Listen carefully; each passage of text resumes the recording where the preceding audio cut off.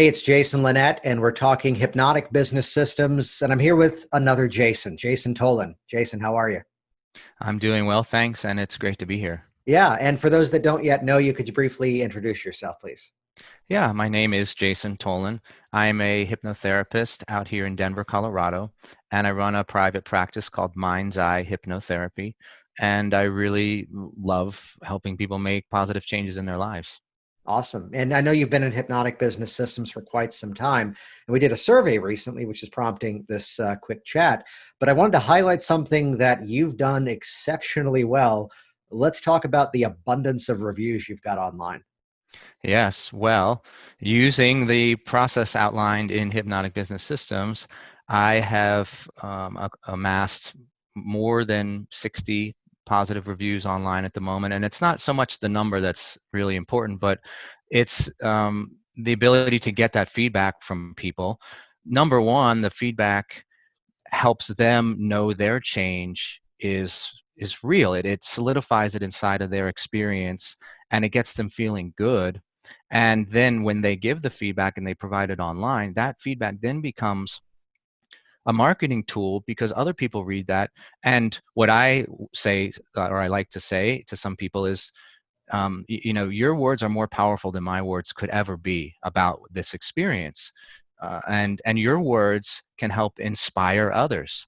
Nice. And so when they share what they feel, that becomes more powerful than me saying something about this experience. And the process that is outlined there makes it really simple and easy to do this. Well, it's that idea of, again, putting a process to something that, we could just make it on the surface level of saying, oh, just get reviews and share those online. Ask your clients to leave reviews, which that very often doesn't produce in the quality and the quantity that we want it to be. But instead, to look at the psychology of when to ask, what to ask, and how to naturally guide through that experience. And you highlighted something there I want to point out, which is the fact that when they're leaving that story, when they're writing it out, when they're posting it online, that's hypnotic influence. That's hypnotic suggestion they're giving themselves to further ratify just how far they've come by retelling their own story. Yes, and when you ask them to do it, and one of the things that's important is the timing of when you make the request or when you mention a review. You want to do it at a certain moment in the process, which is explained in the hypnotic business systems that these things matter. And when you get them at a certain moment when they're realizing, oh, something has happened, Mhm. something is different, and you get them to capture that, it is absolutely ratifying the change. It is hypnotic influence. It's themselves doing that on to themselves, and it's a good thing because it's going to help that change be stronger, more long lasting, whatever. So the process, it's kind of a win-win all around. And yes, the selecting the right moments to cause things to happen in a certain way is a powerful part of the process. Which by doing that, you've created this massive asset, this massive sort of footprint online. And I'd imagine a lot of people are calling on behalf of that or even mentioning that, perhaps. Yes. In fact, I would say upwards towards maybe even half of the calls I get. As part of my intake process, we go through a bunch of stuff, and then kind of towards the end of it, I slide a question in that is just, and last question for the moment, how did you hear about me? And most people will say Google search, and well, they say whatever they say, but a lot of people it's a Google search. And then a fair percentage of them will say, I read all your reviews online and you have really great reviews. And I can hear it in their voice in that moment that that's why they're calling, because they read those reviews. Because what someone else wrote and posted that captures the spirit, the energy, the feeling of the change they experienced, that is what the person calling me, they want to feel that feeling. Yeah. They want to feel that feelings, and they can sense it in the words of someone else. And it's like the woman in the movie When Harry Met Sally. I want to have what she's having. It's like they know I want to get whatever that person got that made them write this. And especially if it's a similar issue, Mhm. then that is most of the work of getting them into a place where they're ready to move forward with me.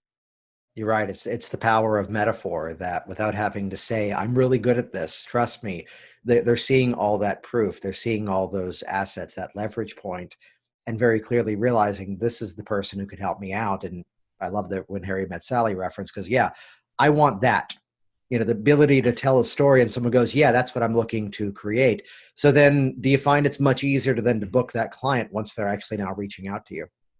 Yes, absolutely. Because the way I think of it, speaking of metaphor, it's like putting breadcrumbs out in front of somebody. You Yeah. want to make it easy for them to take the next step. I believe another thing that comes out of hypnotic business systems is sell the next step. Mhm. You're not trying to get them to jump 10 steps ahead, just the next step. Just what's the next breadcrumb? What's the next breadcrumb? And once they're in the space of having read what other people have experienced in their own words, and they've actually posted it publicly online with their name on it, then they feel much more comfortable to just take that next step. So really, then it becomes a question of, and here's another line out of hypnotic business systems, how soon would you like to experience this change in your life? Yeah. Right? How soon do you want this for yourself? And then you kind of just let it sit there with a pause, and you let them internally do their transderivational creation, and then they'll tell you how soon they want it. Makes it Nice. easy. Which is where you're right. It's always about moving to that next step, that we're not going for the sale right away. And how so much of this, I know a lot of our community is often a little bit averse to the idea of learning sales and marketing strategy, but really this is identical to how people produce change. This is Yes. identical to how people make decisions. So we're using some of those same mindsets and some of those same psychological triggers in a very organic way without having to use objection crushers and fancy closing strategies. We're learning how to better engage the client and calibrate when they're ready, and only then. Now, Yes. how soon would you like to get started? Yes, and I really, I wouldn't say I'm averse to sales. I'm certainly averse to like, crummy, sleazy sales.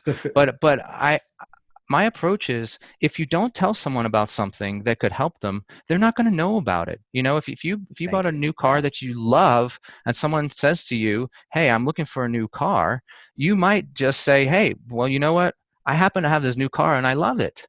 If you want to learn more about it, I'm happy to tell you about it." You're not selling them. You're sharing something that's been helpful in your life. And Mhm. if we don't help our potential clients know what's available to them, then they won't know.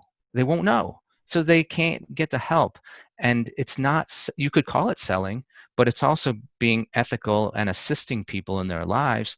And then you do that breadcrumb by breadcrumb until it comes down to, is this something that you want?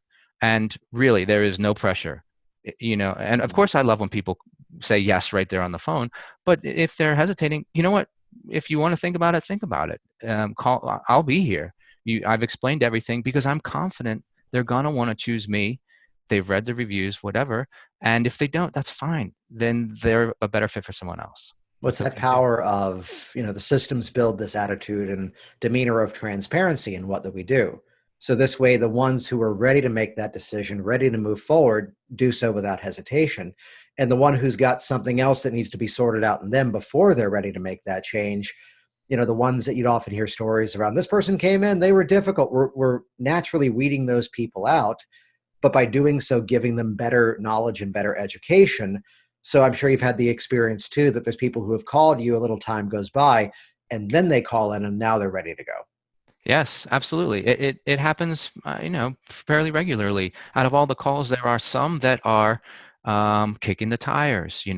They want to go in and like sniff the different candles in the candle shop, whatever the metaphor you want to use. Where are you buying tires that also sells candles? That store does not exist. And but there are those people that want to do that. There are people that are just calling because they're calling you and they have a belief running. I don't ever buy anything on the first call. Hmm. How do I know that? Because I have been in that place myself. I don't still operate by that, but some people will call with that approach. Fine.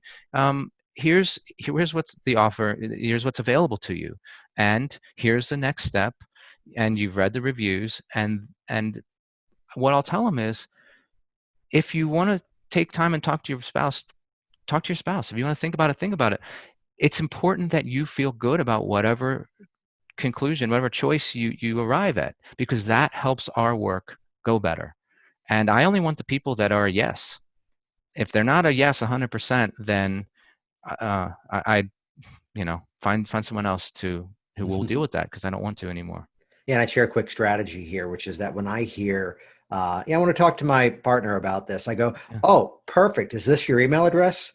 Good, because and you, people who have heard the podcast have heard me say this before. Good, because show is better than tell. I'm sending you a video for both of you to watch together. And Oh, just having I a like it. system in place, so now it's not, to say it politely, we're better at selling it than they are. So Yes. to have the asset, so now they can build that relationship with me. And I had this the other week, quick side story. And she goes, well, my husband doesn't want me coming in to do it because he wants to come in too. When can we do this? Yes. Yeah. I love when that happens. I love when that happens. I'd And love you're to right. chat with you. You mentioned this before about the pricing module, kind of looking differently about how we price our services. Yes. Well, that's a whole conversation unto itself. There are many ways to price services. That's always a work in progress. Mm-hmm. But the way you price services will affect how people respond, and what actions they will take. So that's important. I don't know how much you want me to go into Yeah. detail. Has it helped Uh, you to raise rates or see more people? What's like a measurable that's come out of that? yes. Well, one thing is there are certain kind of pricing levels in people's minds, Mm-hmm. and you want to sort of learn these. There's the sub 500 level, but really 645 isn't that much different than 500. Yeah. And then 700, then there's a 700 and up level, but really 885 isn't that much different than 745. Yeah. So once you kind of get the hang of this, it's like, I don't want to say it's free money. It's just you combine this with, there's another principle. There's a study that they did with wine, and to Mhm. summarize it, Yeah. they did this blind taste study, and they told some people the wine, it's all the same wine, but they told some people it's really expensive and some people it's really inexpensive, and then they rated how much they like, how satisfied they feel.